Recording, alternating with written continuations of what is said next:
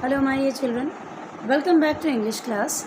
Yesterday we have finished that till that Nelson Mandela had been selected as the president of USA, and he is remembering his hardship days when these guards or these police who have come to give him the salute, the respect. These police people were there few years ago who have come to arrest him. And so he is memorizing those days and he was totally overwhelmed. Now let's continue about the lesson further. That day had come about through the unimaginable sacrifices of thousands of my people, that means the people of black skin, people who suffered, whose suffering and courage can never be counted or repaid. I felt that day, as I have on so many other days, that I was simply the sum of all those African patriots who had gone before me. That long and noble line ended and now began again with me. I was pained, and that I was not able to thank them, and that they were able to see what their sacrifices and wrought. The police of apartheid created a deep and lasting wound in my country and my people. All of us will spend many years, if not generations, recovering from that profound hurt. But the decades of oppression and brutality had another unintended effect, and that was that it produced the Oliver Tambos, the Walter Susulas, the Chief Luthulus, and Yusuf Dados, the Brown Fentrys, the Robert Sobequays of our time, men of such extraordinary courage, wisdom, generally that their like may never be known again.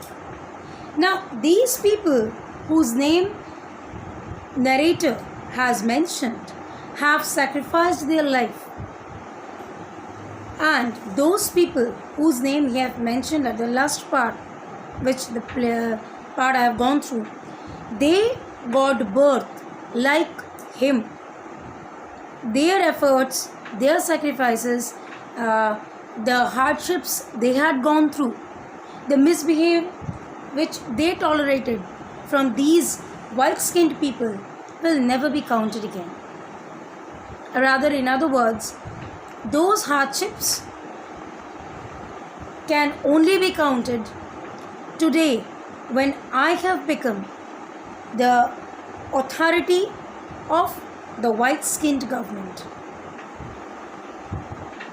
So this is a peculiar and an awesome feeling which a person has when, after a long war or after a long fight, when he or she gains a position in the society, in the family, in the school, in the college, in the office, wherever he remains. I know pretty well that my country is a country which is full of gems which we find beneath the earth. মাটির নিচের এরকম অনেক খনিজ আছে, এরকম অনেক দামি পাথর আছে যেগুলোতে আমার country filled up. But my country is not filled up with only gems of stone, but it is also filled up with gems of people. People with outstanding mind, people with lots of courage, bravery, strength, physical and mental. It is from them that I have learned that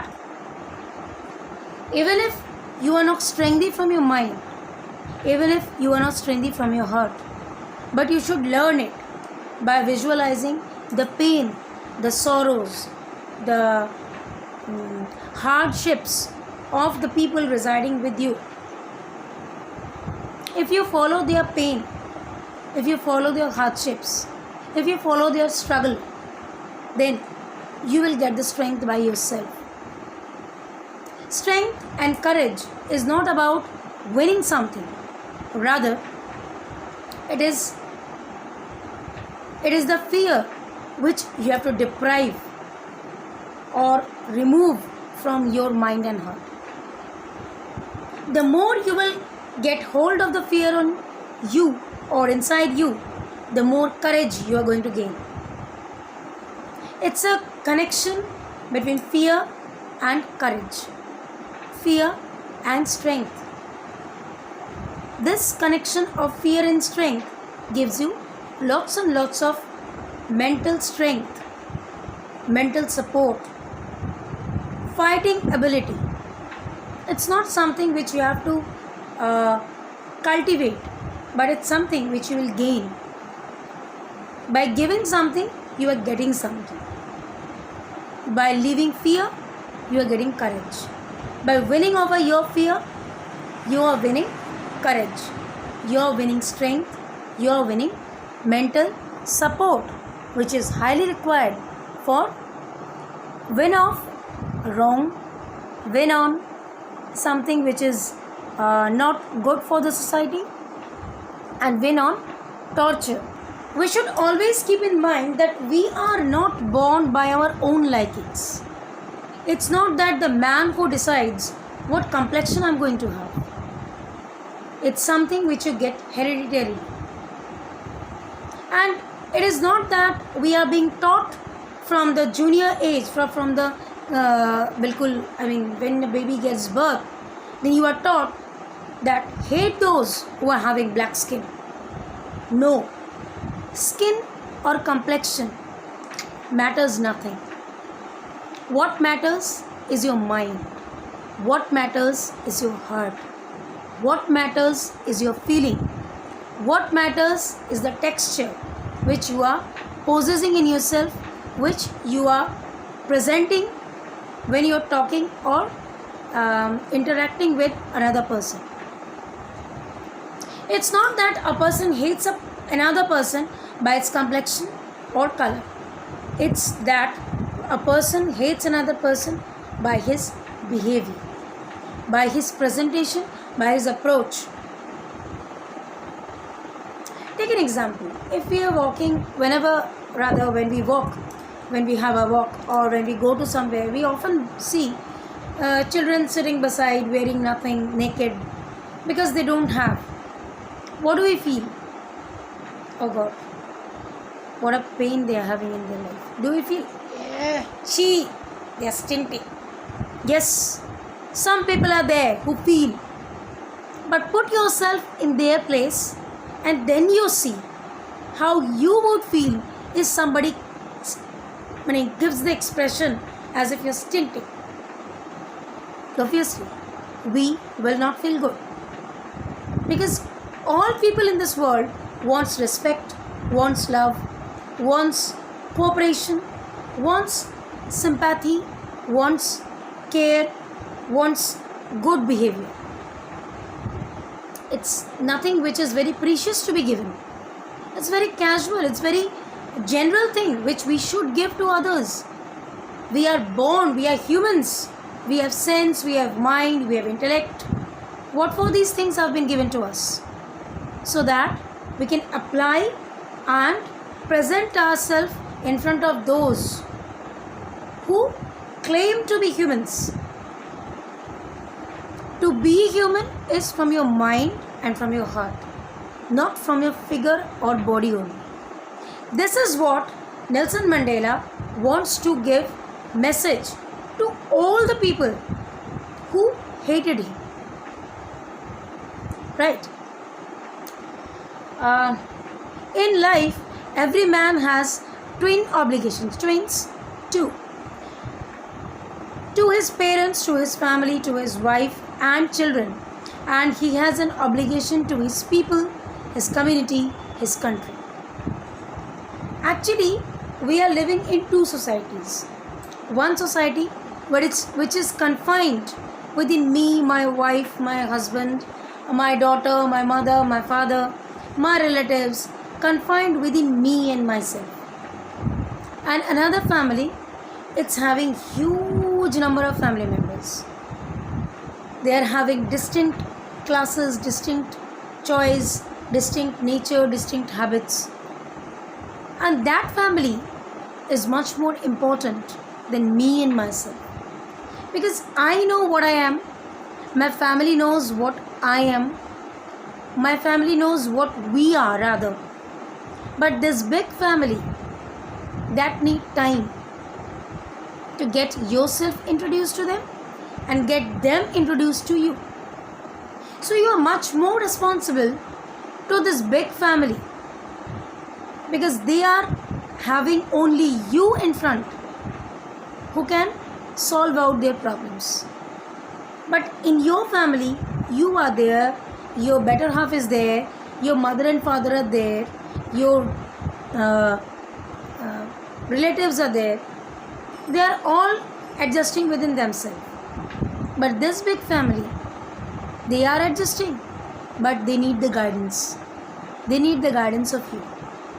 They need your help to get themselves adjusted with the circumstances, situations, behavior of 10 different people. Okay, so that Nelson Mandela is trying to depict that it is from these comrades, the struggle that I learned, that when you are living in a big society, then you are responsible towards the society much more than what you are being responsible towards your family. I was not born with a hunger to be free. I was born free, free in every way that I could know, free in run fields near my mother's hut, free to win in the clear stream, free to run through the village, free to be a man of my own self-respect and dignity. But I could never get the chance to enjoy that freedom because I was also always bounded in chains.